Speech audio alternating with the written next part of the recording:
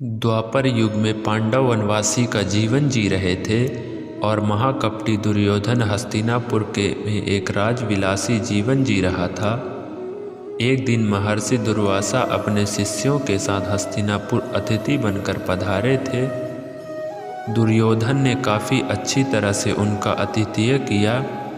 इसी पवित्र कार्य के बीच दुर्योधन ने अपने मामा शकुनी के साथ मिलकर पांडवों को परास्त करने की एक नई योजना बनाई। जब महर्षि दुर्वासा ने कहा कि हम अब भोजन करेंगे, तब दुर्योधन बोला कि ऋषियों को भोजन करना तो एक महापुण्य का कार्य है, लेकिन महर्षि दुर्वासा मैं आपसे अनुरोध करता हूँ कि इस महापुण्य को प्राप्त करने का अवसर मैं अपने बड़े भ्राता युधिष्ठिर को देना चाहूँगा।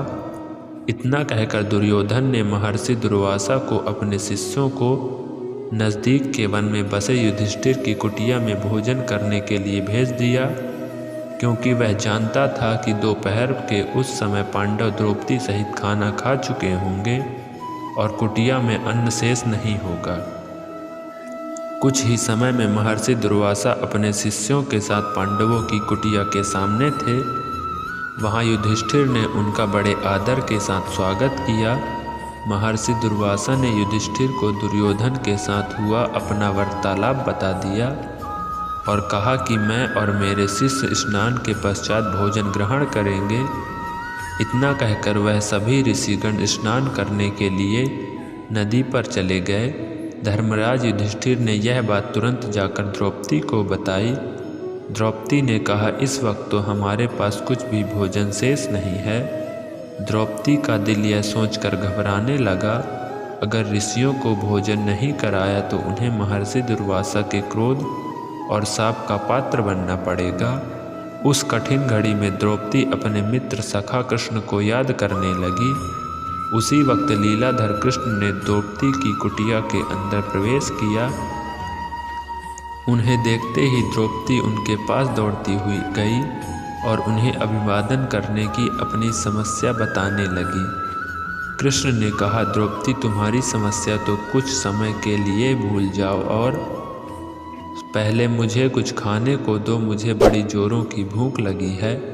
तब द्रौपदी ने अक्षय पात्र लाकर कृष्ण के हाथ में दिया, साथ ही अपनी समस्या भी बताई। महर्षि दुर्वासा और उनके शिष्य कुछ देर में भोजन करने के लिए आने वाले हैं, लेकिन घर में तो जरा सा भी भोजन शेष नहीं है।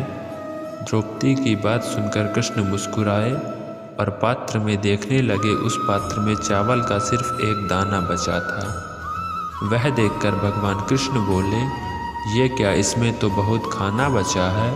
और वह चावल का वह बचा हुआ दाना उन्होंने खा लिया।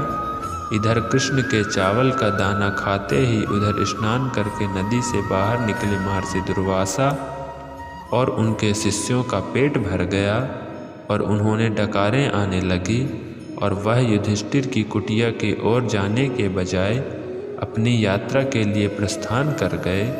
इस तरह चावल के एक ही दाने से कृष्ण भगवान में ऋषियों को पेट भरकर उनके क्रोध और शाप से पांडवों की रक्षा की।